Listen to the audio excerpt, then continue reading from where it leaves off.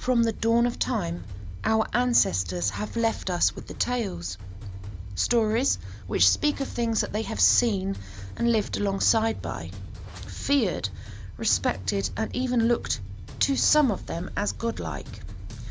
Modern man refers to such things as spirits, extraterrestrials, demons, cryptids, creatures, and entities of all kinds, and so much more. These things and tales are now referred by most as myths and legends. But there are those of us that know what our ancestors spoke of was the truth. Those of us that have become obsessed in searching for answers and finding out the truth are here. We need the truth. This search brings us into the realm of the unexplained and unknown. It brings us on the trail. The search for living legends. Please join J.R. and I on the quest, and welcome to the search.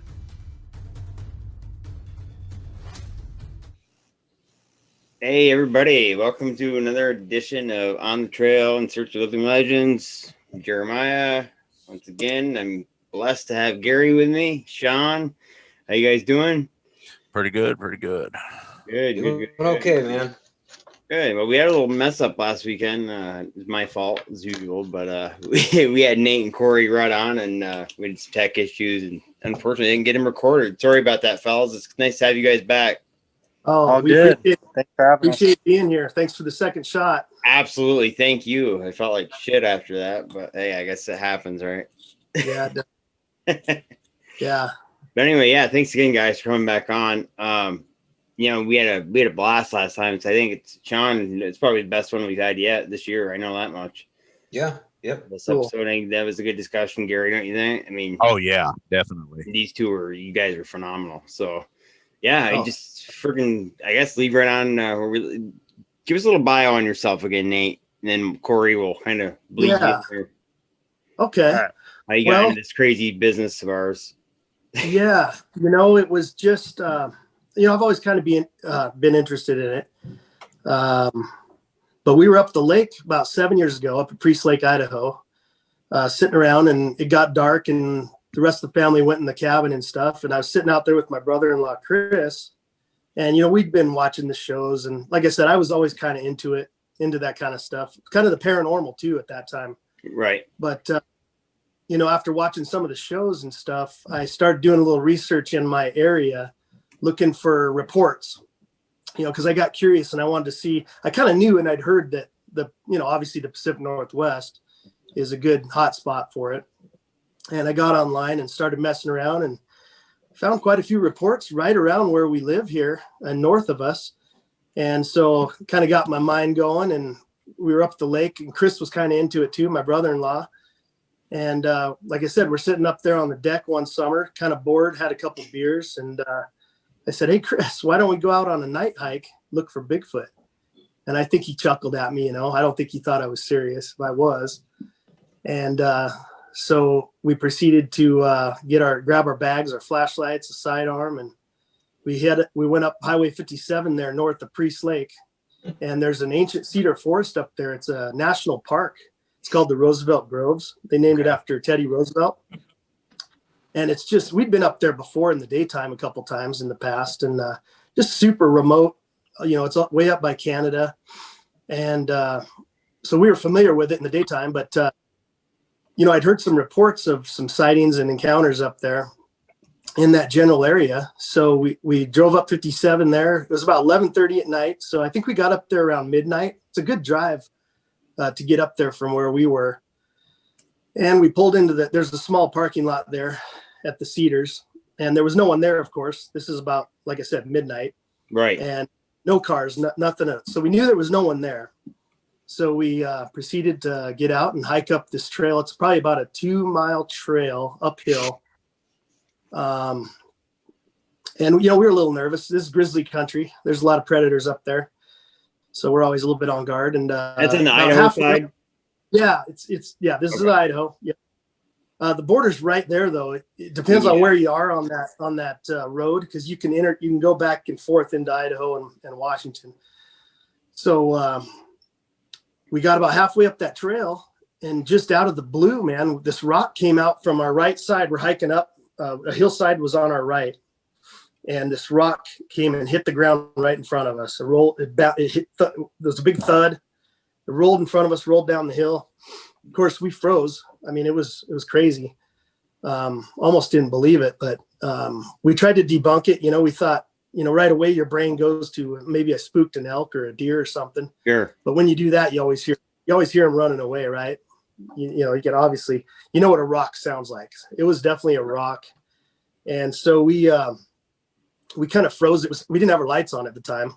We had flashlights, but we froze. And I remember hearing Chris rack around in his pistol, and we were just sitting there in the dark, staring into the dark, just frozen, kind of freaked out. And then finally we got ourselves together, got our flashlights out. We hit the hillside with our flashlights. Nothing. Didn't see nothing. Didn't hear nothing.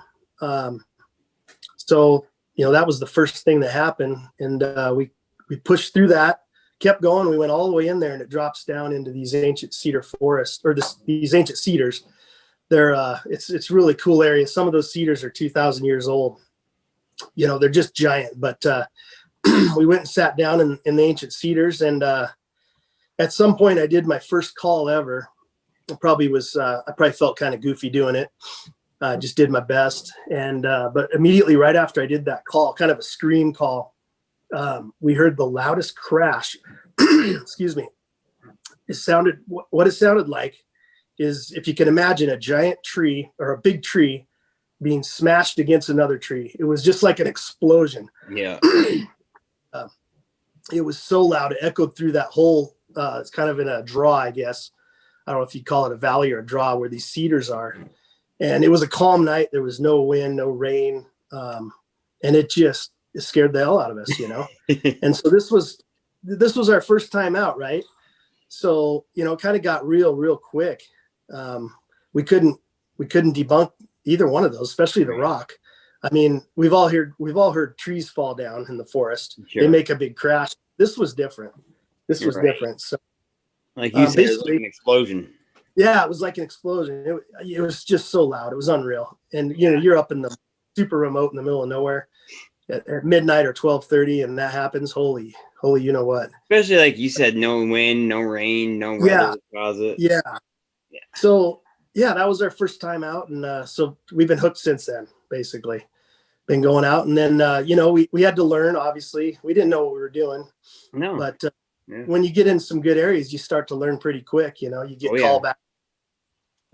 Once it becomes real and you realize what they can do, and once you witness things that you can't explain, you can't debunk, then you realize it's real, and that's a whole nother thing. Then So, but we're not out to prove it to anyone. We don't really care. We're kind of in it for ourselves. Right. We're kind of for the experience, and of course, me and my son get to spend a lot of time together in the woods, and that's half the fun. That's awesome. But, so that was the first time. And then, of course, I went back and told Corey about it. And, I was just going to ask you, Corey, how you got involved in the whole deal. Yeah, man. So probably two main things. The first one was hearing my grandpa's story about where we go in Idaho, Boogeyman, what they call Boogie Gulch. Okay. And his experience, have you guys ever seen the show Yellowstone? Oh, yeah. Yes. John Dutton. That's my grandpa. I mean, he reminds me of that guy. Okay. Super. I mean, besides the evil part of him, right? But he's just this wise mountain man that's had every experience you could have in the forest. He's been charged by bears, anything you probably think of. And, he was back in there, and he just said he felt like he was being watched. The hair on the back of his neck stood up, and I remember him even saying that he was pissed at himself by how shaken up he was, thinking to himself, what's wrong with you? Why do you feel like this? And then we can go into that later, the other story about that area. But that got me really intrigued because I trust every word that he says, Sure. And then what the other experience was when we actually went out there to that area and got the whoops back at us. And that was probably, I'd say midnight-ish. we drove out there, no other cars, obviously. And then you have to hike in about a couple miles to where we were when we got the whoops. And my dad, he did one of those screams, it's like probably the first time I've heard him do it. And all of a sudden across the creek, there was whoops, like intelligent whoops coming, like, calling back at us. Yeah. And we all just stood there and just stared at each other, like jaws dropped. Like, did that really just happen? And it's remote. Did it again. What? Yeah, it's real important to know. Sorry, I'm not trying to interrupt you. No, How good. remote this area is. So remote, guys. I mean, there's no other. If there's other humans up there. Sure. I mean, it's just as remote as you could imagine it. So go ahead, Corey. Especially Sorry. where we heard the whoops, man. Especially where we heard the whoops, because there's no trail over there to get over there. No. I mean, you have to take off your shoes and cross the creek, and then it's thick brush. We've hiked around there during the day, and you could snap your ankle at any time. So, at midnight, no one's going to be over there. You could totally rule that out. Right. And it happened a couple times. Then I think you did a whoop back, Nate, and they did it again. And it was like they were on different parts of the hillside. It was like different parts of the hillside. Every time they would call back to us. And then it just got silent, and we started to kind of freak out a little bit, because we're like, well, shit, now they know we're not one of them. Because we were thinking to ourselves, they probably never heard that ever, like someone actually do that out there. And it's a good point.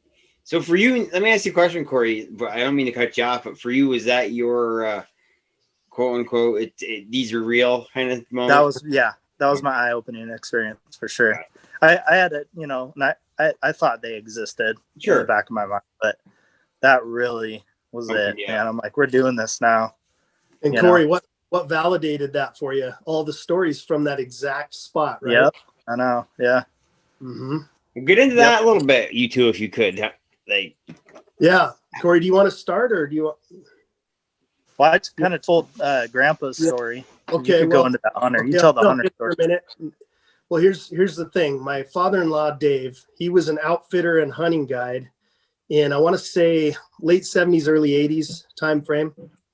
And he ran a hunting camp up there. This is the North Fork of the Clearwater. He knows his shit then, Oh, yeah. About the outdoors. Yeah. He's been an outdoorsman his whole life. Yeah, he knows his shit. So this area is actually even more remote, because this is up by close to some high mountain lakes that all have creeks that run into the North Fork. So it's the headwaters of the North Fork of the Clearwater River. Oh, man. Yeah, it's really kind of like a rainforest, kind of. Sure. There's ferns everywhere. They get a ton of snow, a ton of rain, super green. So anyways, he ran that hunting camp up there. And over the years, they'd all had weird experiences, heard screams. They'd hear screams on one ridge, and that one would sound off on this other ridge over here. They all had weird experiences. There's this one area, it was a high mountain draw, where none of them wanted to go there, especially at night. They just avoided the area because they all had weird experiences in there. Right. They named it Boogie Man Gulch.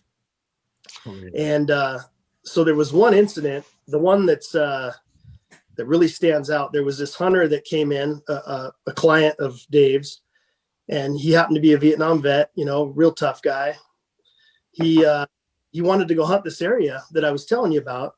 And Dave, or one of the guys, said, hey, we kind of don't like to go in there. It's real creepy, and we've had some weird things happen. So we kind of avoid that area. Well, the guy wasn't having anything of it. So he decided he was going to go hunt there. They said, okay, well, just, keep your eyes out and be careful. And so the guy proceeded to go in and set up in this draw, and he was sitting there hunting elk. And the way I remember that, I'm trying to remember the story from my father-in-law, but the guy was sitting there watching this draw, and I think he'd been sitting there quite a while. And at some point, his eyes caught this, what he thought was a big black stump, huge stump down below somewhere. And he kind of zoned in on this stump, and I guess he was getting weird feelings and stuff. And at some point after that, this stump stood up, screamed at him. I mean, god awful scream you could ever imagine. Took 3 or 4 steps toward him, screamed again, So this guy lost it, man. He just took off Sure. all the way. And it's a hike to get in there. We've done it many times. From the old hunting camp in there's probably at least a couple miles through. Like Corey was saying, it's real thick stuff, deadfalls, and So it's a ways in there. it's not something you want to run out of there in an emergency. So this guy, was scared to death, apparently. I can imagine. And this thing, honestly, Dave said this thing chased him the whole way, screaming at him, breaking trees and sticks and screaming at him the whole way. So this guy ran back towards the old hunting camp, and there's an old tree stand about halfway in between those two areas. And the guy jumped up in this tree stand, was checking his bullets, seeing how many he had. He only had a few bullets apparently. So he thought, I'm not staying here. He jumped out, went all the way back to the old hunting camp, and he left, man. The guy was so freaked out, he left. And Dave and all the other guys got back later after dark, and he was gone. And, they were worried, but they knew his truck was gone. So they knew he left. Right. And so long story short, Dave had to track him down after they got back and ask him what happened. And this guy told him this story. He said, I saw a Bigfoot and I thought I was going to die. I thought it was going to kill me. And he said, I'll never go back there. And so that was the big sighting there in that area. But that's just incredible, actually. I think he was pissed off, obviously. Oh, well, I think what happened is the guy was stealthy and he got in there and was hunting. Yep. And the thing got stuck where it was, right? It just makes sense. It was just pretending it was a stump. And I probably got sick of sitting there with the guy watching him. Yeah. And he figured he had to do something to get him out of there. So, I mean, that's just my theory, but it makes sense. It got stuck there longer than it wanted to be. Exactly. Did anybody get a good description of this Bigfoot? Did this guy tell you what it looked like, or did anybody hear what it looked like? This was way back in the early 80s, and he talked to my father-in-law. Mm-hmm. I don't think he got a good description. I don't think the guy was even interested. He just didn't want nothing to do with it. He said it was a Bigfoot. A Bigfoot stood up, screamed at me, chased me, thought it was going to kill me. And that was that. That was it. Yeah. Back in the 80s, it was probably wearing a Saved by the Bell t-shirt. So I don't think he got a good description of it. I mean, I'm sure he saw it real well, obviously. Yeah. And my father-in-law, he wasn't into that. I mean, he knew they were there. He thought they were there. But I don't think my father-in-law probably didn't press him on any details like that. Sure. The big thing that gives me credibility, not only with your father-in-law knowing the guy, but how many reports do we hear of them just hunkering down the same field? That was not an ongoing factor in the 80s when that happened.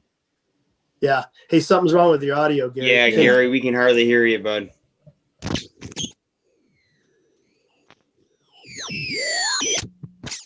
How about now? Better. That's good. 100%. That was weird, huh? I know what it is. Just a second. Y'all go ahead and talk. I was going to say another part of that story, kind of a key part, is there was a game warden up there. His name was Gene Eastman. He had patrolled that whole area on horseback for 30 years. And he became friends with my father-in-law. And he had a lot of stories of his own. I don't know if he ever saw one. I don't know if he ever actually saw one, but I think he saw prints, a lot of prints, and heard screams like, because he'd go up on horseback and stay in a tent up there and go around and the different camps and check on, it was his area basically. It was his area, yeah. Yeah, and he spent 30 years there. So from what I understand, he had a lot of stories himself. I'm sure. And believed in them too. Sure. So and that gives him credit, being a, like you said, working for the state or whatever, game warden. Yeah. Yeah, sure. Makes you wonder if he did see one at some point and just didn't want to say anything because of his job. You know what I mean? But if who knows? He was telling stories, I'm sure he heard some good ones, But the way to kind of wrap this all up is what Corey was talking about earlier. Our first big trip up there, where we went to actually go on like an expedition. We got those. I did that scream he was telling you about, and they whooped back. So I did a scream, and we got a whoop, totally different back. And then I copied. I did it like 3 or 4 times in it. But that moment there validated all those stories to us because it came right from the ridge where all those stories, and actually that draw I told you about, that's right where that. So it just, validated everything for us. All the stories that we heard and We've been going back there every year. We do a trip there every year. So, and we always get vocalizations every year. Can y'all hear me now? Better. Yes, sir. What were you saying before, Gary? That was a good point. I was saying, back in the 80s when he had that sighting, Bigfoot was not as mainstream. Information about Bigfoot was not as mainstream, but not with the credibility factor to me, and not only that it coming from your father-in-law and him being an outdoorsman, but also of how many of us that we were doing this research, we hear about them hunkering down and just acting like a stump. Yeah. And freezing for a while. And then to me, that's behavior that would not have been mainstream knowledge back in then. Right. Nope. And of course, there was no internet back then, obviously. So, I mean, you had the In Search Of and shows like that. That was about it, and some books. Yeah. But that was about the extent of it. Yeah. Yeah. Nobody was talking. Nobody was talking about them hunkering down and stuff. I mean, there's not the amount of information now. So that, to me, definitely creditable in that area. Now, is that upper lake area that y'all was talking about up by the line? That area is about 6 miles from Fish Lake. It's a high mountain lake up there. There's a bunch of high mountain lakes. If you get on Google, Earth and you punch in Cedar Campgrounds in Idaho, it's actually, we go to Superior, Montana. We jump off the freeway and then we head south over Hoodoo Pass. That's an interesting name too. Yeah. And then it's about 6,000 feet up, and then you drop back down into Idaho. It's right on the border. That's awesome. So you end up back in Idaho, and if you can find Cedar Campgrounds, go east from there on Google Maps or Google Earth, and you'll see there's just dozens of high mountain lakes up in there. It's cool. Yeah. So that's kind of the area. It's the headwaters of the North Fork of the Clearwater River. Yeah. I know I asked you this before, but when you get a chance, ask your father-in-law if they gave that place that name or something that had been there before. That's just really interesting to me. That just the name itself. Yeah. Boogeyman Gulch. I talked to him tonight too, and I didn't even think about it, man. I forgot. That to me is just so interesting. Gives it more credibility if it was named that before that time by indigenous people or whoever, early settlers. You know what I mean? That would be really interesting to know. It'd be cool to find out, actually. Yeah. No, I totally should have asked him. No, that's all right.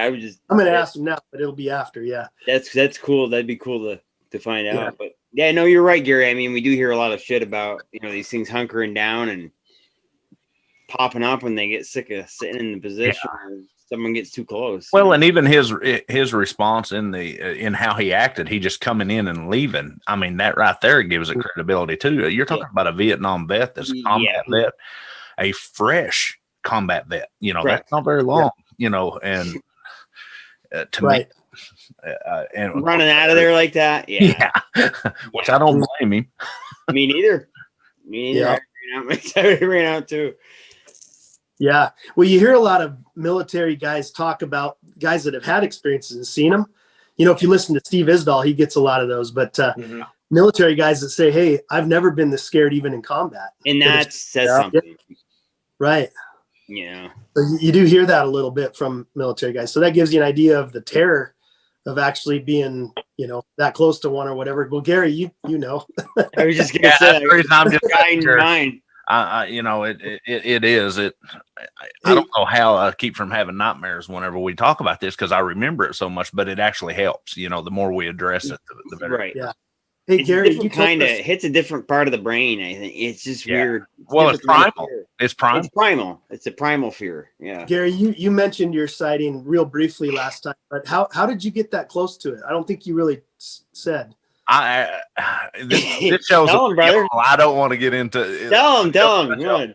I got called in to take a couple of individuals up into the mountains in southeastern Oklahoma, and we actually had went up about a mile, 3/4 to a mile. I wasn't for sure, and we got in so late we just went camping, and they actually triangulated our camp and hooting and doing wood knocks and stuff. And when they started sneaking up, I'm real keen about it. Instead of taking a tent, I'll just take a bedroll and slide it up underneath the cedar tree. And I heard one, you could literally hear it, and it knew it was making noise, but you could hear it snapping the twigs coming up like 10, it sounded like it's 10 feet away from the cedar tree. And let's just put it this way, that this ex-military vet decided it was time to vacate the premises, and they followed us all the way down the hill. And they wanted to go back the next morning and check for evidence, and make a long story short, I wasn't going to let them go up by themselves because I knew the area and I knew that group. And here's the kicker. If you ever been in this, around this community and stuff, this was about a mile and a half straight behind the infamous Siege Havanobia cabins.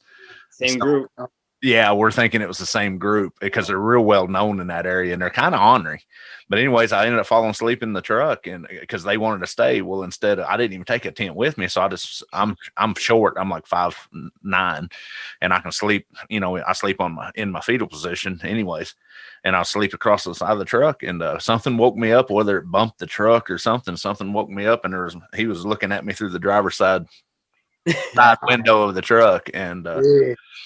Let's just say that, and I'll say it. I mean, I put it out in the public. I screamed more than once. I screamed more. I lost total control of my body functions, and it terrified me, and I've got a video about it, but like I said, it affects you in a primal sense. I mean, my wife was laughing about it. We just talked about it the other night on the show. My wife actually came on, and like a week later she was snoring, and I guess I shoved her completely out of the bed on the floor and jumped up and grabbed a gun because, of the deal from it. It took me 2 years, folks, to get back in the woods.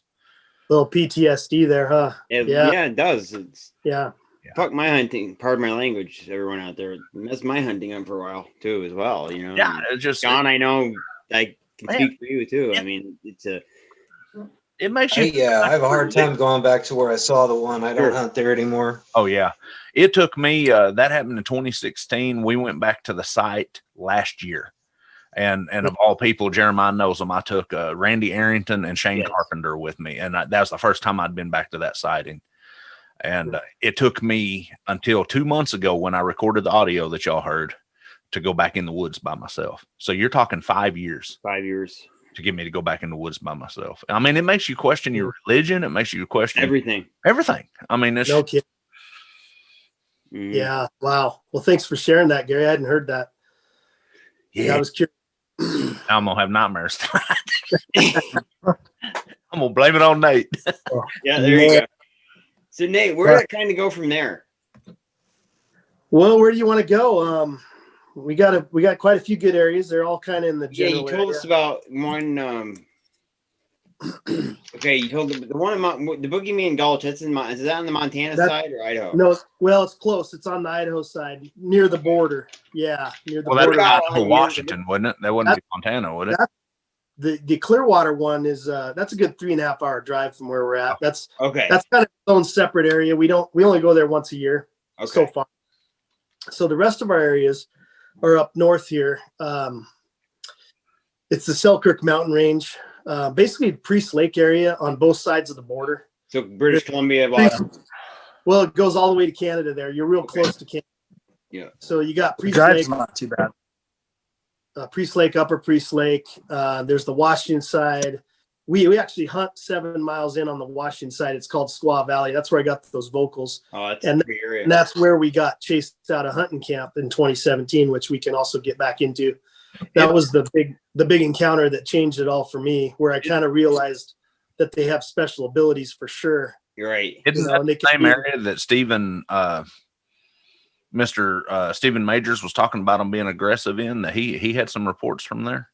Yeah. There's some aggressive reports out of Upper Priest. Yeah. So Priest Lake, and there's a thoroughfare that goes up. You have to go there by boat. I think you can have a small motor, but it's a real narrow thoroughfare, and it runs up to the Upper Lake, which is Upper Priest. And there you're pretty close to Canada. It's way up there.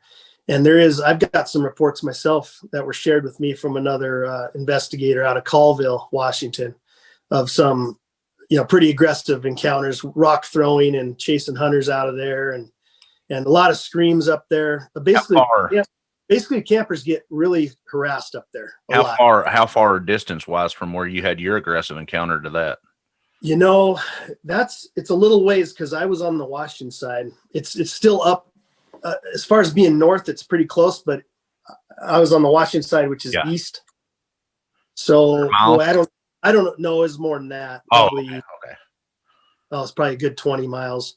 Oh, 20 miles? I mean, I'd say 20 probably. But so basically that whole area is really good, honestly.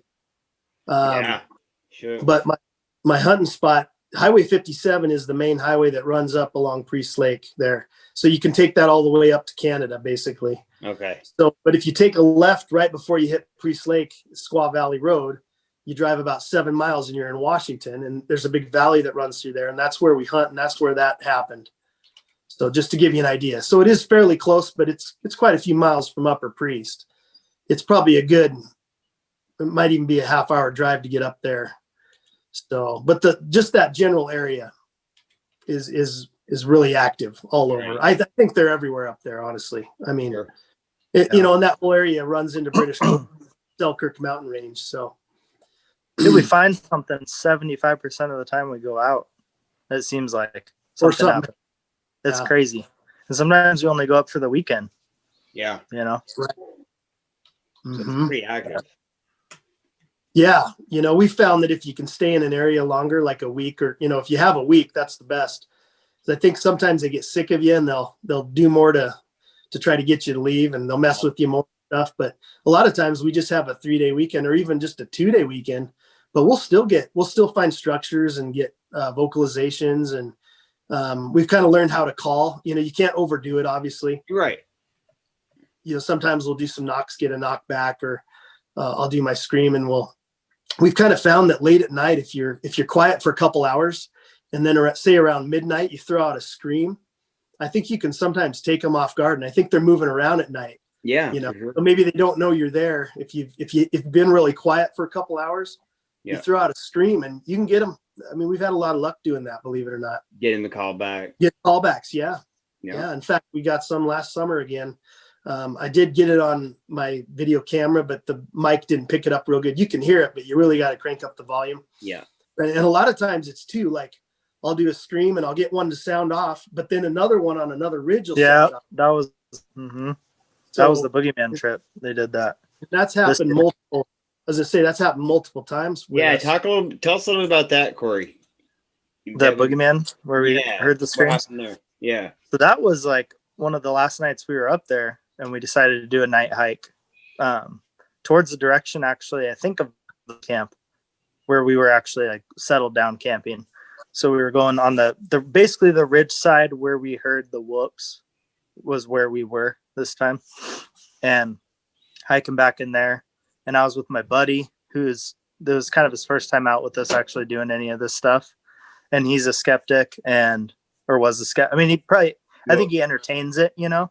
Sure. But I was super stoked when they called back that time, because I just was glad he was able to hear what we were talking about, you know? Sure. For him to actually experience it. Yeah. But Nate had the camera rolling, thank goodness, and we caught it on video. And it was how he explained the two different sides. One sounded off, and then one sounded off from another, you know, side of the mountain. That's awesome. So that's really where cool. we found that stick symbol too this year. Yep. The what, Nate? You know, I think I mentioned it last time, that stick symbol that we found. Oh, I think yeah. I sent you the pictures. Gary, can you say that by any chance or no? Yeah. I'm on. That was pretty interesting. Right after I looked at that, it is pretty weird. Yeah, and then I sent you the other ones from Rich Germeau and Toby Johnson. Yeah. Yep. And I can tell that story real quick again, but so we found that stick symbol up past that tree stand that I just told you about, where the hunter retreated to, is in that area. But for some reason, we decided to go off trail where we normally go, and we hiked up this hillside to our right, or mountain. And my brother-in-law Chris spotted that symbol coming back down the hill, and it was kind of tucked in under some trees.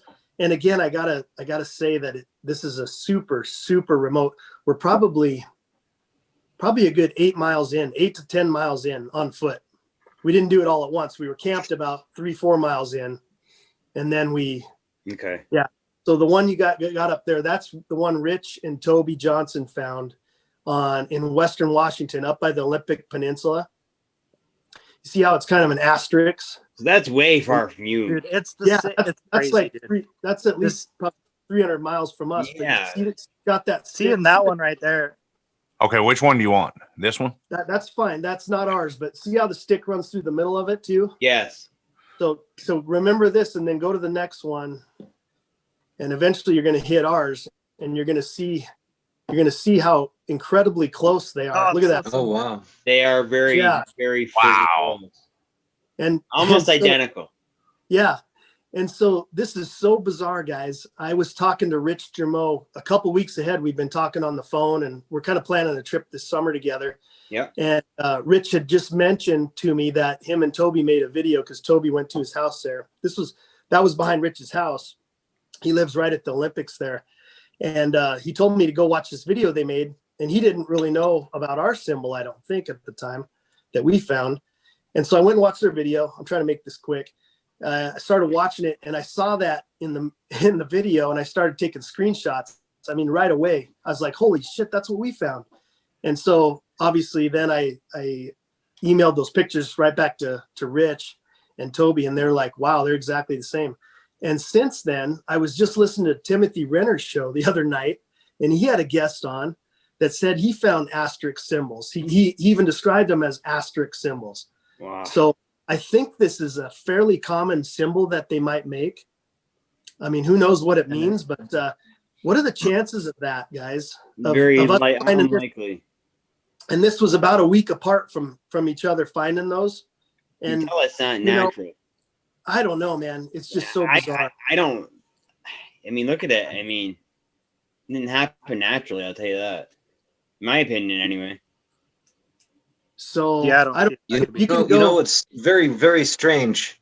I've got something like that and I didn't think about it, but I've got something like that where I where I bow hunt, but it's big logs, big dead. Yes. There's a bunch of down trees, and they're picked up, and I've got something that's very similar to that. I'm gonna have to go get some photos.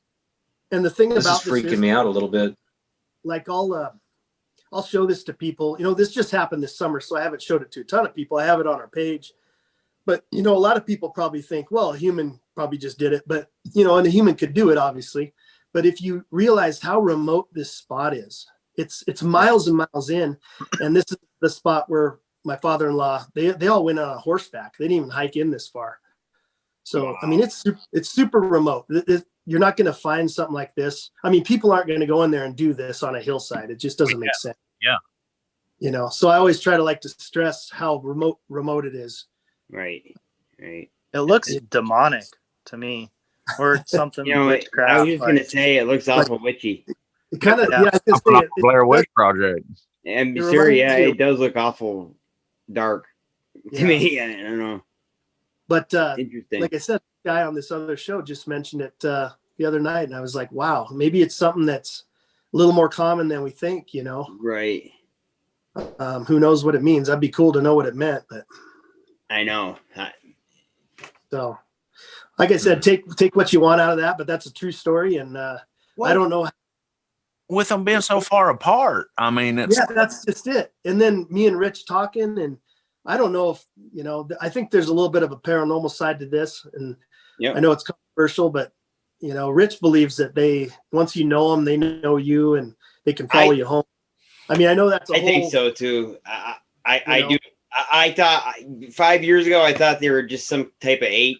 I tell you what, over the last few years, man, I've just experienced too much shit that I can't fucking explain. And that's all there is to it. It gets weirder and weirder. Every time you every time you have a question answered, it gets booted out of the water, and 10 more open up. You know, you go along with one theory, and then something happens, makes you discredit that theory. And that's so true. It's just too much to it. Yeah. No, that's so true, Jeremiah. Yeah. For real. I get really worked up about that because there's just something else to it. I don't know what it is, man. I really don't. There's something else going on. I think it makes it scarier, but also more exciting to go. Oh, for sure. It definitely gets the adrenaline pumping harder, but it does make it a little freakier. Yeah. Mm-hmm. John, let's hear from you on this aspect of the whole situation. You want my opinion? I do. Well, as far as the supernatural side of it goes, I'm kind of leaning towards Carpenter's explanation. I think they might be the bastard offspring of Nephilim. Okay. I really do. With them on that for sure. I do too. We do too, Shawn. Yep. Yeah. Yeah. I think it's a good book. Being a Christian and believing in the Bible and taking the good word for the word, it makes sense to me. Now, a few years ago, I've only been in this for a little but 2.5 years, I guess. I didn't believe in any of this shit until I saw one. You know, I thought it was all horse shit. I watched, you know, when I was a kid, I watched the shows, and it's always, it's intriguing, but I never thought any of it was real, you know. But yeah, like you said, the longer that I investigate and go out and look for stuff, the weirder it gets, and the more questions I have. Right. For And sure, but I think they're Nephilim. I think they're offspring of Nephilim. Okay. Fair enough. Somehow. Yeah. That would explain their special abilities too. That would help explain. Why don't we would y'all please describe the special abilities you think they have? Because I mean, Shawn, this is a conversation I wanted to have with you in private, but since we're here, just a quick rundown of what special abilities you think that they have, if you don't mind. Okay. I mean, No, go ahead. You guys start. I've got a few of mine I can throw out there too. I mean, I don't know if they're special abilities. I just think. Go ahead. I'll continue that. Go ahead. Start. Corey, why don't you start, Corey, and then I'll come in behind you. I think they could possibly be able to cloak. Okay. You know, I heard the story about the lady that was bow hunting. I'm sure you guys have heard it too. It was in one of David Plaitis's books too. And she was sitting up there, and she saw looked like from the movie The Predator jumping from one tree to the other. Yes. Yep. I completely think it's possible they have that ability. Okay. As far as mind speak, it's possible. I think that, especially if they have demonic DNA, I think they could easily, you know, talk in your head, just like demons can, you know.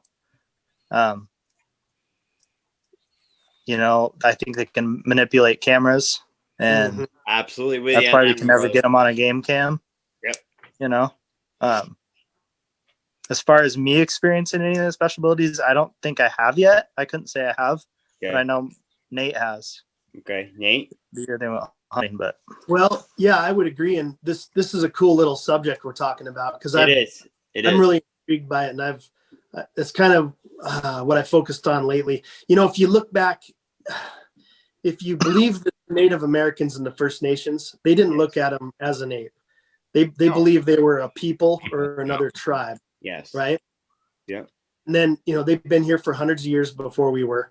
And then another thing that I think is tied in somehow, and like I said, I don't have all the answers, but if you look at the giant bones that were all found in the turn of the century, late 1800s to early 1900s, that farmers found on their land when they dug up their land, 8, 9, 10 foot skeletons, and the Smithsonian comes in and confiscates these skeletons, and they're never to be seen again.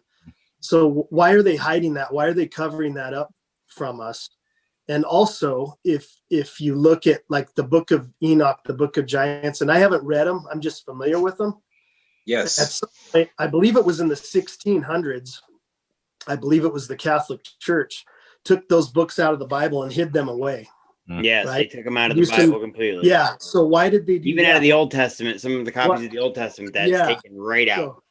So what were they hiding there? Exactly. And I don't know how all this links together, but I believe it could be connected, especially the giant bones. Yes. I mean, those could be Sasquatch bones, right? Absolutely. I mean, 8, 9, 10. Mm-hmm. So I think throughout history they've been trying to hide it from us. I agree. And I'm not sure exactly why. To this day, they still are, obviously. And you know, the special abilities, like what happened to us in hunting camp. We'd hear the growling outside our tent, the loud wood knocks. We'd rush out of the tent with our flashlights, and we didn't see anything. It's like, you know, you'd think you'd hear something running away, cracking sticks. You hear a bear running through the woods. It's louder than shit. If you ever spook a bear. Oh yeah. You know. And have you guys seen the videos of the cloaking? Yeah, I have. There's a couple good videos. There's Kelly Shaw, Rocky Mountain Sasquatch, he does a good job. Yeah, and he's not a woo guy. He's not a woo guy at all, but he's got a good video where it looks like something's cloaking down by the building. And then there's that one, the lady and her dog, I can't remember her name. They're out, and all of a sudden this little thing goes running by, and it looks just like that predator shit. Yeah, it's crazy. The only thing I have with that is, what about if we're dealing with more than one entity? Yeah, well, that's a possibility. What do you mean, Gary? As far as different types of these things, or something altogether different? Something altogether different. Okay, well, I agree with you. That could be definite possibility. Because we have yet to put together, and this is my whole deal with doing the paranormal research alongside with Sasquatch or paranormal paracryptid, however you want. Yes, we have yet to see a Sasquatch. I've yet to see any reports of somebody that directly seen a Sasquatch fade out into that. But if you look at like demon reports and other reports, you even hear about reptilians doing it. Yes. But you see demon reports of doing that. I'm on the fence now. What the hell is that? Oh, I'm sorry, guys. That's you're right in the middle of this conversation. Yeah, I'm in the master bedroom, and we're right over the garage. Somebody just opened the garage door. It's gonna happen again. I apologize. Hey, here we go again. Here, let me. I'm gonna mute my camera until it's done, and I'll be back. This just happened the other day, didn't it, Jeremiah? Oh my God, man. But what I was getting at is, everything that I've dealt with on this subject, and I'll be the first to tell you that there are some highly natural abilities these things have. Yeah. I believe that their hair, I mean, if you look at their physical hair, it'll let light pass through it. Yes. There's too many options for that. I do believe that these are a cognitive sentient being. I do too. Yeah. And I believe that they could even be demon possessed. I think a lot of the mind speak that people are talking about, I think has a lot to do with infrasound. Infrasound, yeah. But then, you look at it, there's some humans that can do it. Yeah. So why? I mean, there's just so much to it. My deal is I'm highly, just in my personal opinion, I mean, when I locked eyes with this thing, I was looking at a very intelligent, physical being. Yes, I hear you. Well, we think they're flesh and blood too, Gary, but we just think they have some special abilities. Well, I can see that. And even you look at the whole eye shine deal. That's my deal. Well, here we go. The self-ambient red eye shine. Yeah, that is a common demonic.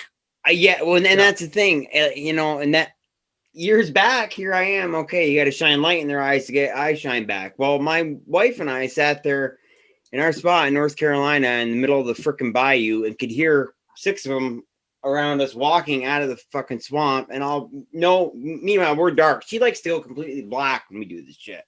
And it makes me freaking nervous. I'm not going to lie to you. But she loves it. Loves to get her rocks off that way. I don't know why. But she does. I mean, it's about Jeremiah. I know, right? Talking about my sister now. I know. But anyway, all of a sudden, these sets of eyes all around us pop, boom, out of nowhere. You see blue ones, you see red ones. Gary's seen I think I sent you the pictures. Pictures.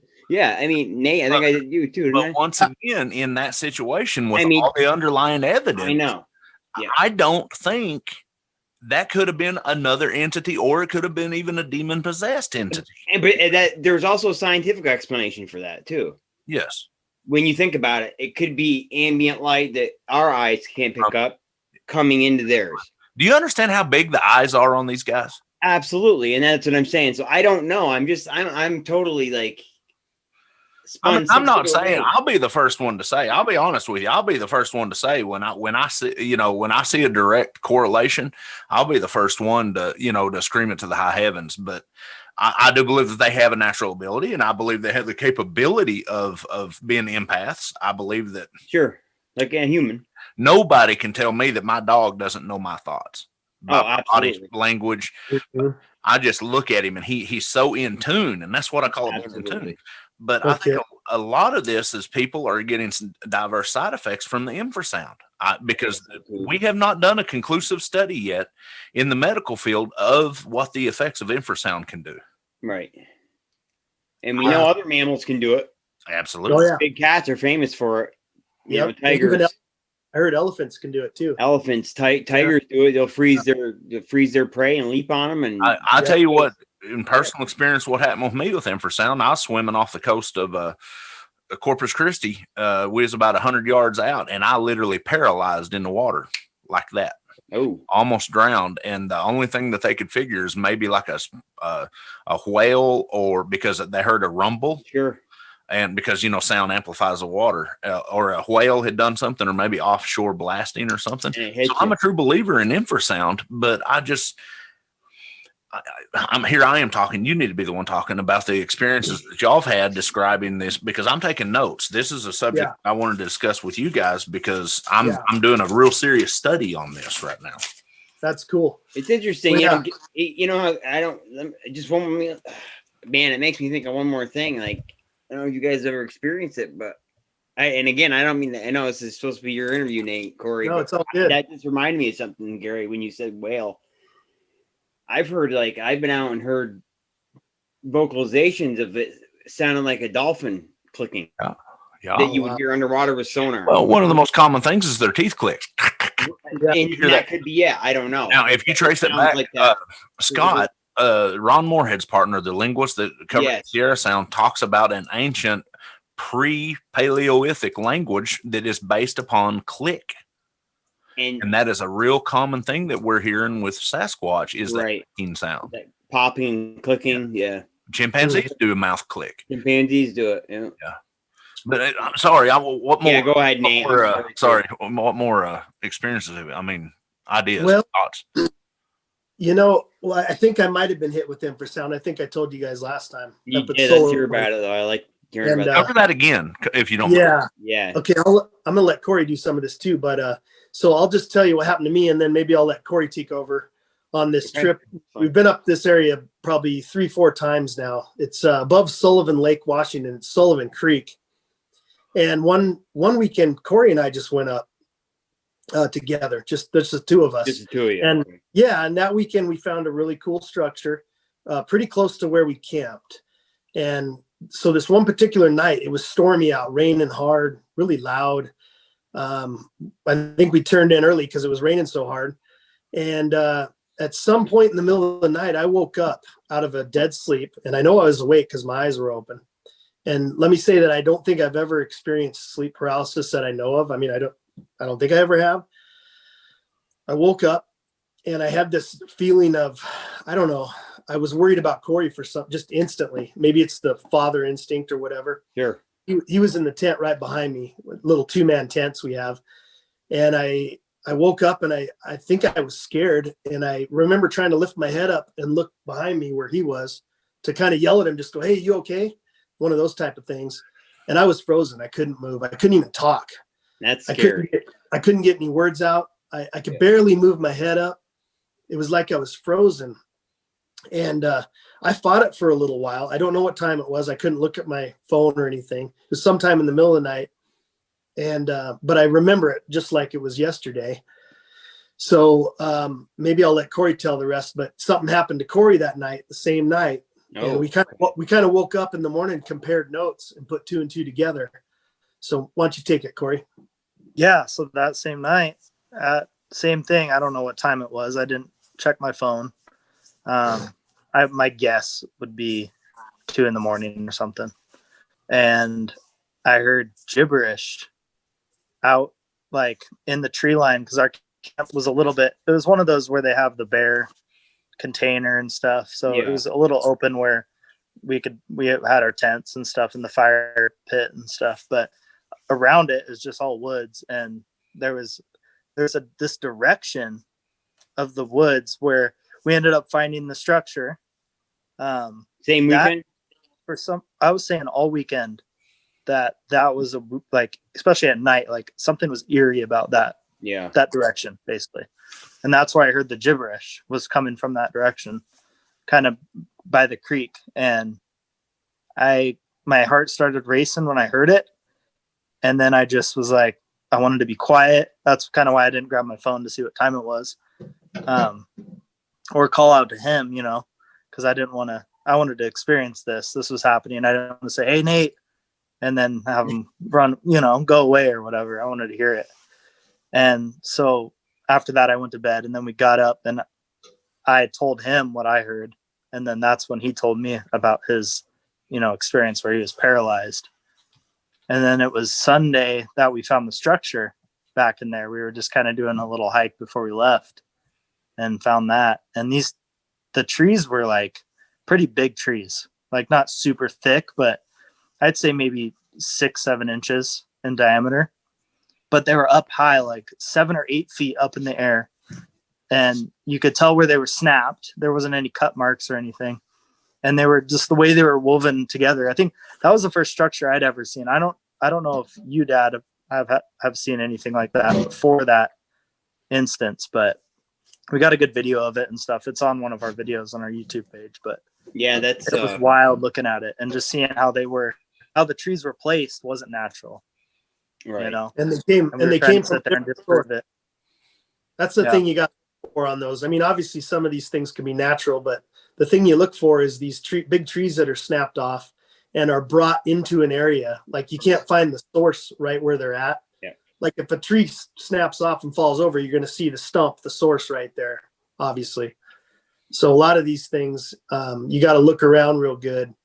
And sometimes they've been brought in from 20, 30, 40 yards away, which is really weird. And then when they're 7, 8, 9 feet in the air, kind of makes you wonder. So anyways, let me ask you both this, and Shawn, this goes with you too, because me and Jeremiah, we've had this talk. In all the times y'all been doing this in this area now for how long? 7 years. 7 years. Yeah. And all the time this, and Corey, you said just about, almost every time you go up there, something happens. Yeah, it seems like it. In these 7 years, outside of the night that you had the encounter, both of you together with the, and for lack of better terms, alleged sleep paralysis, because I don't think it was sleep paralysis. I think it was the effects of infrasound, but which is one of the effects. Have y'all ever been like walking through the woods outside of when you see a physical stimulus, like the trees or the symbols that you found? Have you ever had a eerie feeling? I just lost you guys for a second. You're back now. Yeah. I'd say I can pick on some of that a little bit, like the eerie feeling I had where the direction that, like, I had the eerie feeling of that area before I heard the gibberish and before we found the structure. Okay. I also got a really, really eerie feeling the first time we went up to Huff Lake, the camp. It wasn't the time I got the really eerie feeling wasn't the time that we found the structure. That was this last year. Yeah. Or this year. Earlier this year we found that structure, but I think this was a year or two before that. Okay. And it was actually, there's basically a patch of woods in between Huff Lake and our camp spot. And for some reason, that patch of woods gave me the eeriest feeling that first time we went up there. Let me throw something at you. Yeah. Us as humans in sociological over the past 150, 200 years, our minds and our psyche, according to the stimulus that we have from society, has went this way from nature. Yeah. You guys over the past, y'all was both raised in the woods. Everybody here, we've all been raised in the woods.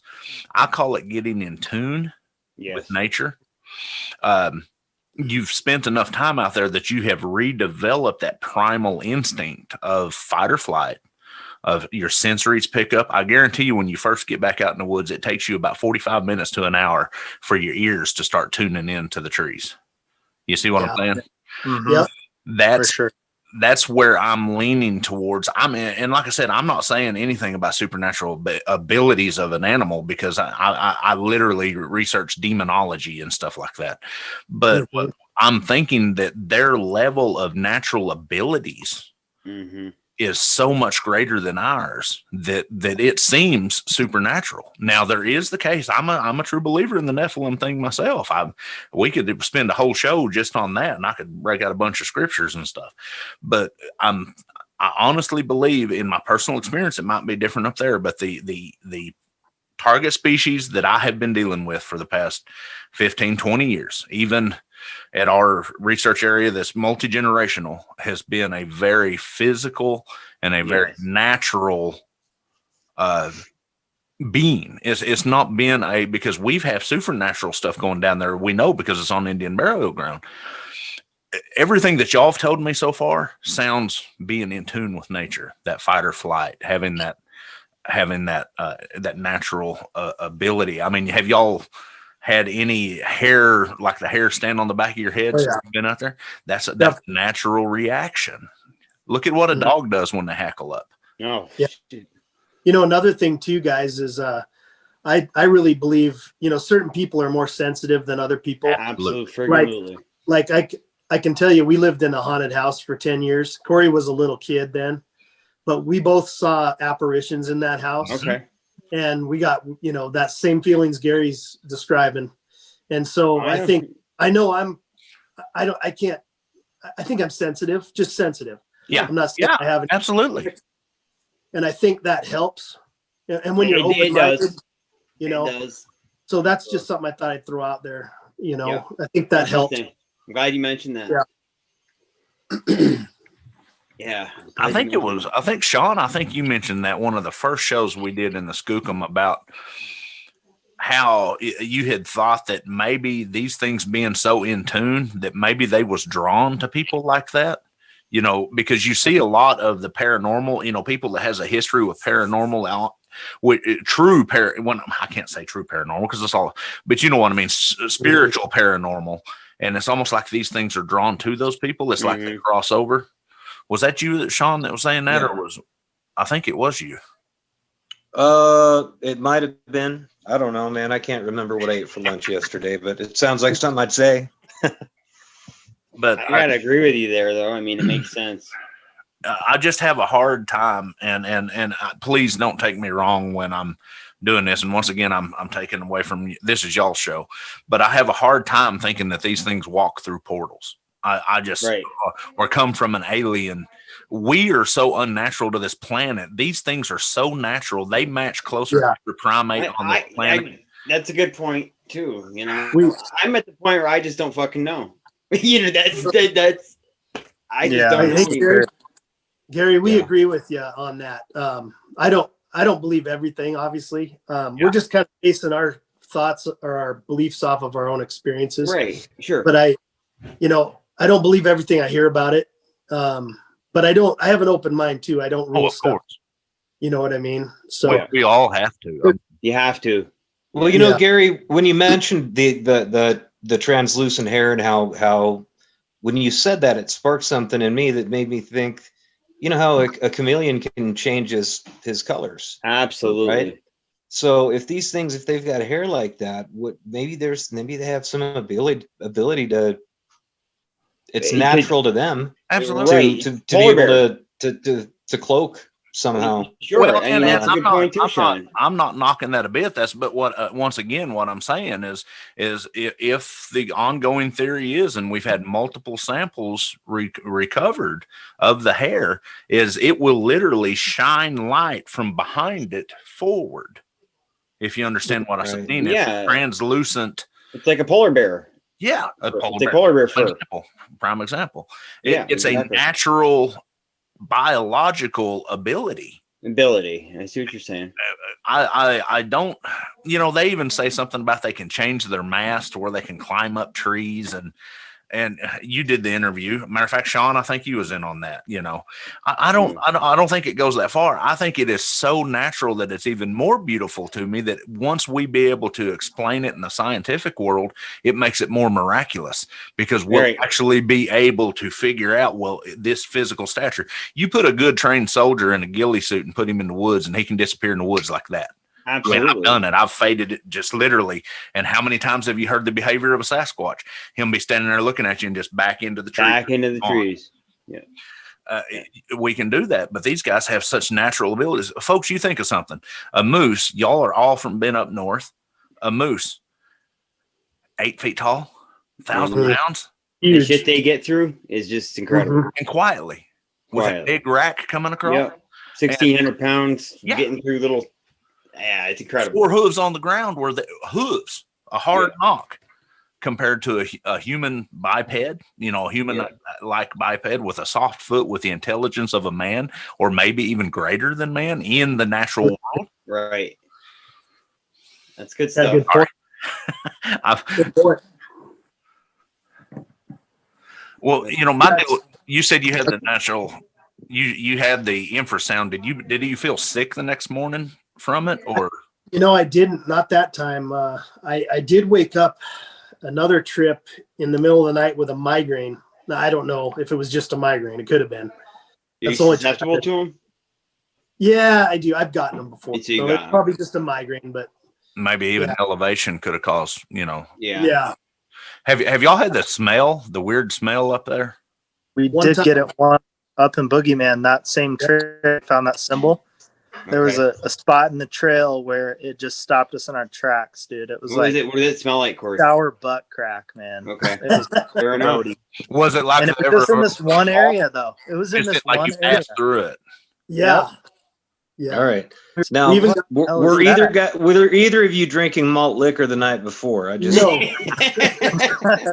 Okay. Yeah, maybe. No. We hit it. It was like hitting the wall, man. It was horrible. And that's the first time we've ever smelt that. I get asked that quite a bit. Like, me too. I never experienced it. The hunting camp encounter, they were right around our tent, or something was. We never saw it. Yeah. I'm assuming. But we never smelled anything that time either. But this time, this last summer, it was like walking into a wall of stink. And what's your theory on that, Nate? I don't know. You think it's a glandular thing or what? We looked around because, first thing you think is a dead animal or something. Yeah. Mm-hmm. And we looked around the whole area, couldn't find nothing. It just, and we even walked past it and came back and it still stunk. But like I said, we looked around, we couldn't find anything. So, I mean, who knows? The stick structure was it? Pretty close. A mile, maybe? Mile? Yeah. Maybe. It's in that same area. Yeah. So who knows? I can't, it's just one of those things. First time we ever smelled something like that, though. Now, y'all had alluded to in the prior interview that y'all had some aggressive behavior. Was that how have you ever been able to ascertain maybe the smell came from aggressive behavior? Or did y'all have any aggressive behavior that trip? No. Okay. No, we didn't. No, that was the aggressive encounter was our hunting camp encounter we had that I told you about. But no, we never smelled anything that time. Okay. So I couldn't say either way. Would you mind getting into that again? Yeah, I could tell that real quick. I'd like to hear that. That falls into the same trip as the tree you found, right? Yeah. So I think you guys have the pictures of that. That's so we go. Stuff. Me and my buddy Rob, we hunt together every year, last 7-8 years. And we go to the same exact spot every year. It's in that Squaw Valley that I told you about. Well, where we got the vocals. That's the exact spot. This was 3 years ago, 2017. We always take a full week off work. We head up there on a Friday night, stay till the following Saturday. So we had gone up there, set up camp. That first night, if I remember right, I did some knocks. I always kind of start out our trips because you never know what you're going to get, right? You're right. You might get something right away. I always kind of do it just to test the waters, Yeah, absolutely. And Rob had never been out with us doing any of that stuff before, and he'd heard us talking about it a lot. And I think he was a little bit of a skeptic. Yeah. So I did some knocks, and we didn't get anything that night, but they were there. The next night, I'm trying to remember what happened next. I believe the next day we'd been out hunting and we came back for lunch. Usually we wouldn't come back. We'd take everything with us, come back after dark. But it was either the second or third day we started hearing noises like we heard this moaning sound out across the field in this other tree line, coming from another tree line. And it was just a weird sound. I don't even remember what I thought, I don't know if I was thinking Bigfoot or whatever. And so I think it was the third day we came back for lunch, and the tree that I sent you the picture of is like maybe a 15-foot tree, sapling type of tree. Yeah. I don't know, 3-inch diameter on the tree, was laid across our entrance to our camp. And so we stopped the vehicle Right away we saw it. My buddy Rob goes, "Hey, that wasn't there, when we left." And I go, "No, it wasn't, obviously." So we stopped the vehicle. I hopped out. I picked up the tree. It had a giant, big old root ball on it. And the minute I picked it up, all the dirt fell off on the ground. So there was no dirt drag marks coming in. So obviously it was pulled out of the ground and brought into the area and laid across our entrance to our camp. That was the first thing that happened that was really weird. And it was almost kind of funny because, like, if it was trying to send a message, it's not going to stop us from going into our camp. But anyways, we looked around that area for about a half hour, couldn't find a hole in the ground, couldn't find the source of where that came from. So we think it was pulled from somewhere else and brought in. And I don't know if you have those pictures, but I did send them to Jeremiah. They're interesting. It kind of helps to see the pictures. So yeah, there it is. There. That's interesting. So you see that? So look at all that dirt. Yeah, that all fell off there when I picked it up. It was laying on its side. The whole root ball is just yanked out. Yeah, there's yeah, exactly. It was pulled out of the ground like a carrot. Is what I. And so really bizarre. Like I said, we looked around, couldn't find where it came from, and so that was the first thing. And I want to say then we started hearing tree knocks at night, like from the far tree line across this field. It was kind of the valley I was telling you about. There's a good pic there too. Yeah, so that was just laying across that entrance right there. And then I think it was about the third night the tree knocks started up, and we heard. You guys heard moaning too. Yeah, I mentioned that. That was like one of the first things we heard. Now this picture here is a big tree. This was like the fourth night. If you go forward on a couple pictures, we came back after dark. See, this was the next morning. This was the next morning. Go another click and you'll see. This is what we came back to that night. We came back after dark hunting, every night. And so we'd already had that tree pulled up like a carrot the day before. We came back this night, and I mean, really close to our camp table there, right in the middle of camp. And I mean, we're like, what the hell? There was no wind. It wasn't storming. There's a good picture of the tree. That's a big tree. Yeah. And then if you back up again to where it was snapped off right at the base, can you imagine the power that it would take to do that? There you go. Yeah. I mean, that's a big. That's not wind damage because there's no debris around.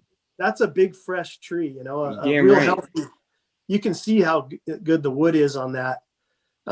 So then, we started getting nervous at this point, hearing all the loud knocks, and they started getting closer. It was almost as if every day we were there, activity ramped up a little bit more every day. So we felt like we were getting pressured to leave, basically. Sure. Long story short. But we stuck it out till the very end. So I'm going to say like day 5 during the night, the wood knocks, and we noticed they were, one would knock in the far tree line and another one would knock in our tree line. We were actually camped in a tree line. And another thing I got to mention, when we'd come back from camp, we'd hear knocks. It was almost as if, and this is just my theory, it was almost as if they were signaling to each other that we're back. They're back. Yeah, they are. Back. Yeah. And then the activity would ramp up. Like I said, each night, each day got a little worse. And I don't know, I think about like 5 nights in, man, we'd wake up at like 3-4 in the morning to the loudest damn knocks. I don't know if they're hitting their hands or they're actually hitting a tree with a big stick, but I mean, just loud right behind the tent. And it wake you up. It was so loud. And one of those same nights, my buddy Rob, he's sleeping across from me in the same tent. He said that he heard something being dragged around his side of the tent, like a stick. It was either a stick or a finger running across his whole side of the tent. Wow. And I always forget to mention that. He gets mad at me when I tell the story because I think about some of the other stuff that happened. But he didn't wake me up. He said he just, kind of like Corey said, he wanted to sit there and just listen to it and take it in. And he said it went all the way around the tent and then stopped. But we'd wake up multiple times to loud knocks. And guys, this is really remote. It's a valley. And there is a dirt road that runs through there, but you can hear a car coming for 2 miles. So if someone's coming in or if someone's around. And that that year we were the only hunters in this valley, believe it or not. Who in their right mind would come up there and do that, knowing that you've got guns? Yeah, exactly. And like I said, if you realize how remote this is, it doesn't make sense anyways. But the only car we saw that whole week was when we were leaving. We actually saw a truck coming in, but so that year there was no other campers in there. And so where was I? That night the stick was dragged across the tent. I believe was the night we got the growls. So really super loud wood knocks every night. And then I believe it was the night before we left. I was sleeping, sometime in the middle of the night. Woke up to a growl, a really loud, low growl. It sounded like it was just right outside the tent, kind of where my head was on the corner of the tent. And I woke up and I kind of just laid there. I'm thinking, okay, did I just imagine that? Did I hear it? So I laid there. It happened again, really loud. And immediately I woke up Rob. I said, Rob, you got to get up. There's growling outside the tent. Happened 2 more times, which was great because Rob got to hear it too. And right away, he's like, I hear it. It's right outside the tent. And keep in mind, a couple nights prior to this with those loud knocks, we'd rush out of the tent. We'd throw our pants on with our flashlights and we never saw anything. There was never anything running away. We'd search around through the tree line there. Didn't see anything. So that's kind of where I go to the special abilities. Somehow they have a way of blending in or just evading you somehow. Right. And so this night when the growl happened, I go, we got to go out. We got to go see what it is, So again, we got our pants on fairly quick, I think. And we kind of did the 1, 2, 3, zip up the tent and run out. Same thing, flashlights. I mean, we have really bright flashlights, shining them all through the woods. Never heard anything run away, never saw anything. But we know something multiple nights was right around. There. Yeah. I mean, how do you explain that? Yeah. So never actually saw it, but I mean, this activity was intense and we were stressed. We were those last couple of nights, especially, up to that growl, we weren't getting a lot of sleep because we were getting woke up a lot, hearing all that, the loud noises and stuff. And so at this point we were stressed out. We were super tired. Weren't getting a lot of sleep the last couple of nights. And the next morning we got up after the growl and I said, we got to talk about this. We have one more night, right? We're going to stay one more night, go home Saturday. So this would have been like Friday morning. I go, hey, we got to talk about this. What are we going to do? And so we thought about sleeping in our clothes, to where we really run out of there quick and maybe have to start shooting. Who knows, right? Because we were pretty freaked out.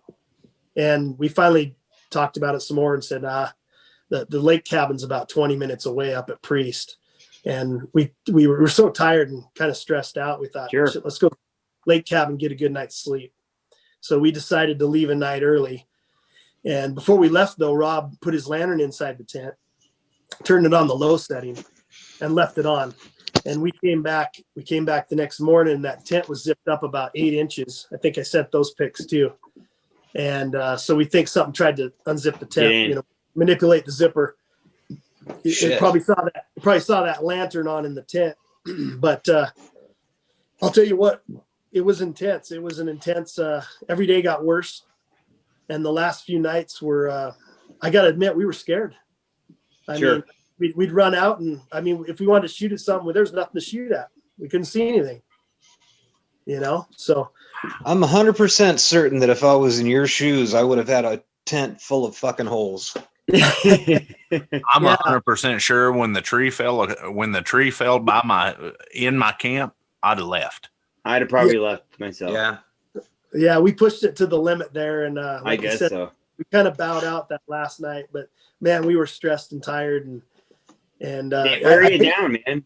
Yeah, it wore us down. That's exactly. They wear you down, and I think they do it on purpose. Because eventually, it's like let's look at a wolf. How they, in my opinion, you take like an African wild dog or a pack of wolves. I mean, they're a much more effective predator than one big cat because the wolves never give up.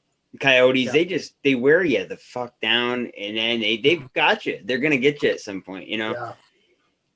It's kind of like that. I mean, when these things want you out of an area, they chip away at you. So luckily, they weren't aggressive enough to do anything violent. A lot of times, that's one thing about these things is most of the time they don't push it to the point where they're getting violent with you. They just want you to get the fuck out of it. Yeah, exactly. Right. That's what we felt like, you know. Yeah. And it's funny, like I said, my buddy was pretty big skeptic, but he's 100% on board after that. Man, Yeah. you know, Did you tell him he went on a show with me. He was so into it. Nice. Did you Probably talk about the first- game cams? The what? Did you talk about the game cams this time? Oh shit! No, God, I forgot. I think I forgot last time. So about midweek, we set up. We had some game cams with us.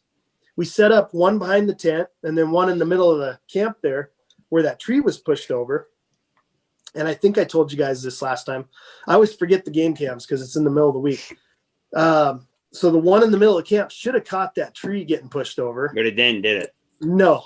In fact, there was a dead moth placed backwards over the eye of the camera. You did tell us that. That right there is interesting. Yeah, and then the one behind the tent it malfunctioned. During the night, it took like milky white pictures. It just really weird. I've had that. Yeah. I've had that same thing happen. Overexposed. So then that's, I can't believe I forgot to bring up the game cams. I have it on my notes here because I always forget stuff. Was they newer digital game cams? They were new, a couple years old. So was in the last 10 years or so. Oh yeah, maybe. They'll this was years. I think they were 5 years old max. But an IR camera then.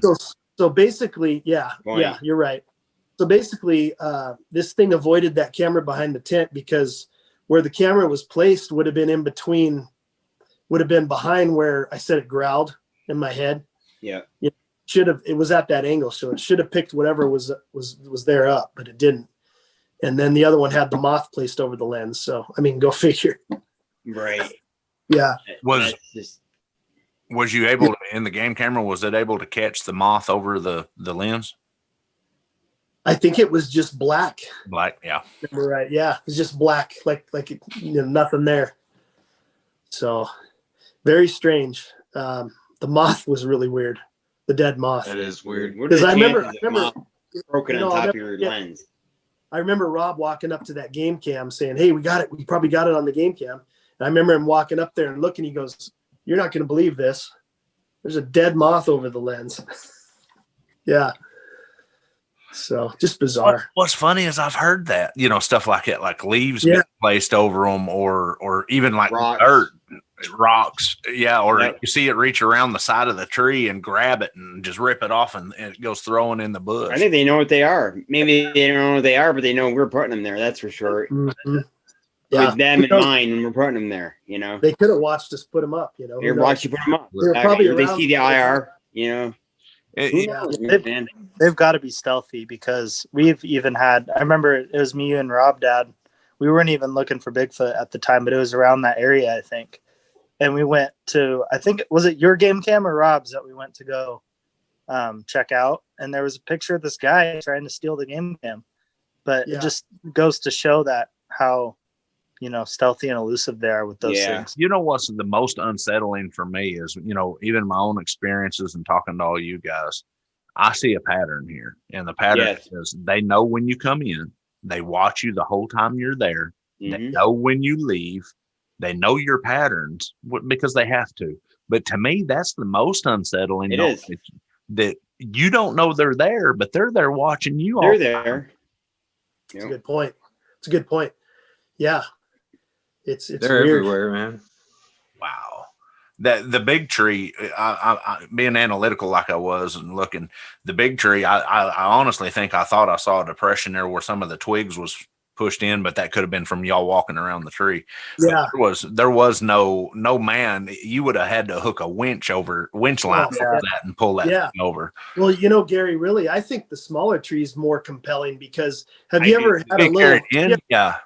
I was going to say, have you ever in your yard tried to pull out a big weed or maybe you even a small little, like even a little a tree shoot? Yeah. You can't pull those out, man. You need a tree spade. Well, that's one thing I was going to ask you. Did you lift it completely off the ground? Yeah. How much do you think it weighed? Yeah. Oh, man. Oh, I don't know. 25, 30 pounds, maybe. I don't know. The big thing that got me on it is that was actually an old rub tree. Did you see the bark removed off? Yeah, I noticed that. I was going to say something, but we also noticed that. Yeah. I don't know if that means something, but I picked that up, and once you pick it up in that root ball, that's what was heavy, the bottom of it. The tree wasn't that big. The tree's not heavy, yeah. But even like carrying it in, no deer hooking it in his antlers is going to carry that in, or even if it did, there'd be the dirt all the way behind it being dragged, right? Coming off that. Well, and you said that year the ground was really hard too. Yeah, it was. Because of that time of the year, October. Yep. Real dry, real hard. I don't know about up there where you're at, but down here in southeastern Oklahoma where we go, stories after stories, because they have the Bigfoot Festival down there, and that weekend it just flocks with Bigfooters, and how many stories we hear of them going up an old logging trail or something, and they drive in and they start to come out and there's trees laid across the trail. It's remarkable to me that the same behavioral pattern is happening up there, just like with them messing. That's what they did with me and my wife, not to that level of aggressiveness because we got the hell out of there, but we've had them triangulate us with wood knocks and everything before. I mean, it's a common pattern. It's remarkable. All over the country. Yeah, it's remarkable. Yeah, we really felt like they were signaling to each other when we come back every day or night or whenever we came back. We'd hear the knocks almost. How many wood knocks would you get when you guys were coming back in? Would on average? It'd be like a single knock and then another one in another area. It wasn't like multiple. Usually, I think just a single knock. Yeah. Makes you wonder if when I go in but now to a certain area, I'll get a knock as I'm walking in, just one knock. Yeah. But I noticed that when I bring my buddy with me, Jonah, this kid Jonah would bow hunt with me at this place. And when the both of us would come in, there would be two knocks. See, Shawn, it made me think. Go ahead. No, it made me think that they're letting the other people know, there's two guys coming in now. So just signaling to the other Bigfoots in the area how many of us there were. Yep. And then now the ones that happened in the middle of the night were multiple knocks. Really, it was weird. Just to mess with you. It's funny you said that night that I got that audio from that y'all listened to. I had multiple knocks, sometimes 2, sometimes 3, but they was never real fast. It was just whack, whack. Yeah. I called up a buddy of mine that we've had on the other show that's pretty. We probably ought to hook him in with these guys because he is sharp when it comes to the knocks. He's been interacting with the same group for a long time. And guys, I take it for what it's worth. I told him I was fixing to leave the area. And he said, I tell you what you do, you go out and and I'm not condoning this to anybody. I'm telling you what he told me to do. And he said, one of two things will happen. They'll either come in and get more aggressive or they'll leave. I went out and did 4 knocks as hard and as fast as I could, waited about 2-3 seconds, 4 knocks as hard. And he's telling me to do this 4 knocks as hard as fast as I could. And then scream at the top of your lungs, get out of here. And guys, for the on my dead mother's grave, I literally heard it sounded like a moose running through the woods, leaving. And an hour and a half later on that audio, on that recorder is when I got that. Wow. In my mind, I'd have never thought, these things. Your ground. Yeah.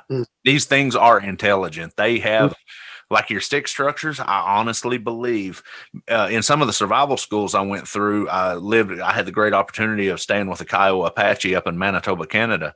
And they have an ancient, they call it wood lore, but they have certain tree markings that they do. Like they'll break twigs in certain areas and they'll lay trees for like which way to go to water trails and elk are this way, whitetail this way. Yeah. And I wonder if these guys have got the same thing. That's what I've been thinking. Possibly. Yeah. Very possible. Something similar. I just can't get over that the same behavior is happening up there. That's happening down here. That's happening over where you're at, Jeremiah, happening where you're at, Shawn. Yep. It's interesting. It is. It blows my mind. Yep.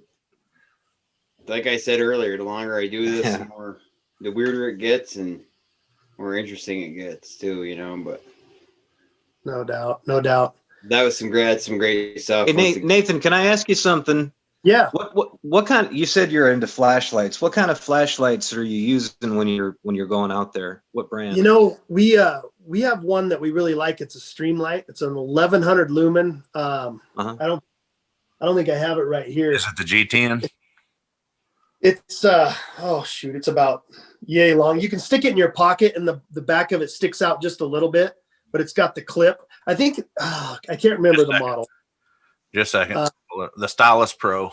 No, it ain't the Stylus Pro. It's the Streamlight. G10. It's the Streamlight. I can tell you that it's 1100 lumens. So it's not the biggest flashlight, but you can still put it in your pocket. But the end sticks out with the clip. Yeah.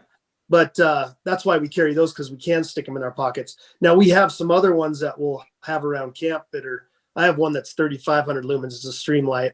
You know, it's a big sucker. You wouldn't want to carry around in the woods with you. It's a ProTac 1000, right? Yeah, it's a ProTac something. Yeah, but it's the 1100 lumen one. But we love that one because it's got kind of a spot, but it's a bigger spot. Yeah, you know, so that if you can find that one, that's a good one. But I'm a huge flashlight nerd. I have Nightcore, WowTac. I'm looking at a handful I've got in reaching distance. Astrolux. My everyday carry flashlight is this Surefire. It's a WowTac A7, and this is only a $30 flashlight. But this is the best little flashlight I've ever used in my life, and I carry this everywhere I go, all day, every day. This sucker here. This guy, I think this is 15,000 lumens. Good God. This will light up. This will light up, and it goes forever. It goes forever. And this through night right here, this through night will go hundreds and hundreds of yards. It will light up the world. See, I need to get with you on that. I need some better flashlights. I do too. Yeah, these are all. I'm a flashlight nerd, man. I love this shit. We kind of geek out on them too, but you're ahead of us on that. Looks like. But you know, it's amazing. Like that first one you showed me, they're making them pretty compact now, and you can get 1,000 lumens out of them, which is kind of cool. Oh yeah, this is this little WowTac. I think is 1,400 lumens. Yeah, it's nuts. It doesn't stay 1,400 lumens, but it drops down to like 800 lumens after a few minutes, and it'll stay lit up for hours. Yeah. Are they rechargeable? They're all lithium ion batteries, and they're rechargeable. Yeah, they're all rechargeable. Have you checked out the Olights, the Olight line series? Yeah, I have an Olight right here somewhere. I've got a couple of their weapons lights. I really like those. I've got an Olight on my shotgun, and I've got an Olight on my AR. Mm-hmm. Me too. You know, a lot of the, I call old timers, you know, like people like Jeff Meldrum and you know, guys like that. They say a good flashlight or a camera will keep these guys away as quick as one will. That's exactly why I got these things. That's exactly why. They don't like light. Shit. On my, you know, I was gonna say we stopped carrying rifles early on when we got into this. We all carried a rifle, but I think they, you know, obviously know what a rifle is, and they know what guns are. Period. Yeah. But now we carry sidearms, but we can cover them with a shirt or whatever. Yeah, you know. Yeah. I think that helps. I think they'll stay away if you're when you're actively researching. Yeah. Exactly. But you want to. That's what I carry. We have to carry a sidearm. We're in grizzly country, and there you go. Is that a Glock 20? Yes. Yeah. Glock 20 with a Lone Wolf barrel. Nice. And a Streamlight. I got a Lone Wolf barrel too, man. It's just a short one, the regular size. The shit, man. Yeah. You guys are that's exactly what I carry. Glocks and my wife turned Smith and Wesson is like, I'm like, give me a revolver, man. Hey, I'm a big Glock. Well, I like see this double stack magazine. These are 230 grain bullets. This is hard lead that will go through anything. You could drop a water buffalo with this fucking round. I know. So that's the 10 millimeter. If one's coming at you, the only way you're going to hit it is to just put the rounds out there. You know, I don't keep going. Boom, boom, boom. I carry my revolver for other things, not Sasquatch. It's just habit for me to carry a weapon in the woods. Yeah. Oh yeah. Well, when we heard the whoops, dude, we when we heard the whoops, we had AR-15s and we were scared. We were like, sure. Oh yeah. It doesn't matter. Like with headlamps, like if these things are that, if they want you, they're gonna grab you. Whether you get a fucking gun on you or not. They could have us. I think. Man. We've all said, you know, save the last bullet for yourself. That's and you know, I hate to say that. You know, but just like me and Jeremiah says all the time, it ain't the one you're looking at that's on it's the one coming from the side.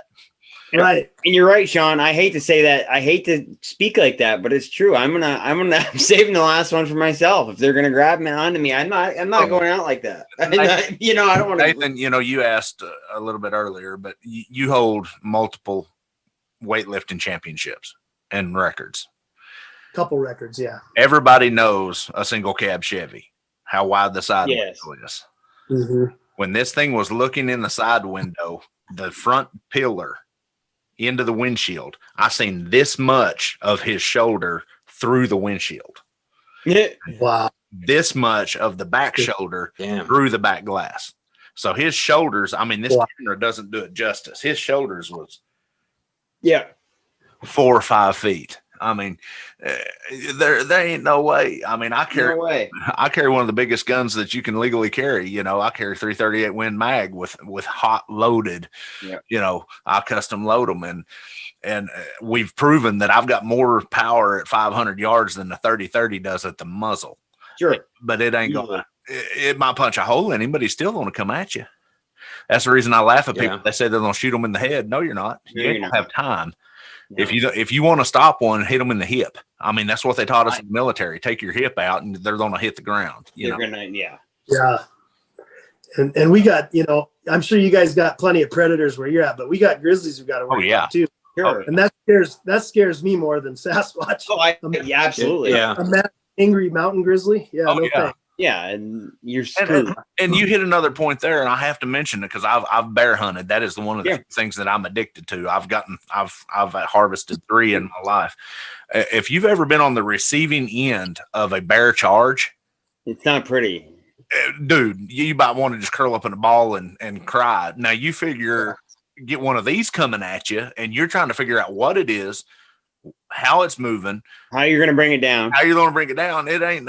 I laugh at these guys. That's the reason I like you guys that carry the AR-15s and stuff. You'll just unload a magazine, but these guys, I'll shoot it with my 45-70 or my 50 Beowulf in the eyeball. I'm like, let's. No. Yeah. But I always used to feel comfortable just. Hey, like you said, Gary, you laugh when these guys talk about this shit, but hey, give me a 12 gauge with buckshot and I'll feel comfortable. That's what I was fixing to say. What does 90% of your dangerous game wardens carry? 12 gauge. 12 gauge buck with double odd buck. Yeah. Or every other one a slug. Yeah. That's my sidearm is when I'm bow hunting. If I could carry my shotgun and my crossbow at the same time, I probably would. Sure. But it's just too much of a pain in the ass. The only other predators we have here are mountain lions. They say we don't have them, but you do. I've got cats. I've got tracks and kitten tracks too. So there has to be a breeding population here. Yeah. And that's another at least where I hunt. Not going to see come at you. I'm not going to see it. No. But that's a good point. Cats are scarier because you don't know they're there. Yeah. Especially at night. Yeah, you can walk right by one. I've got a couple buddies that had serious encounters with them, Oh, yeah. Hunting, call an elk, and they sneak up right behind them. They turn around, they're sitting there behind them. Yeah, that's scary. In fact, one of my buddies, this is crazy story real quick. He was hunting elk, doing an elk call, and he got this feeling he was being watched, man. You talked about that sixth sense. Yeah. And he turned around. This thing was literally 5 feet behind him, and he was bow hunting. He only had his bow, didn't have a sidearm, which is, in my mind, is dumb.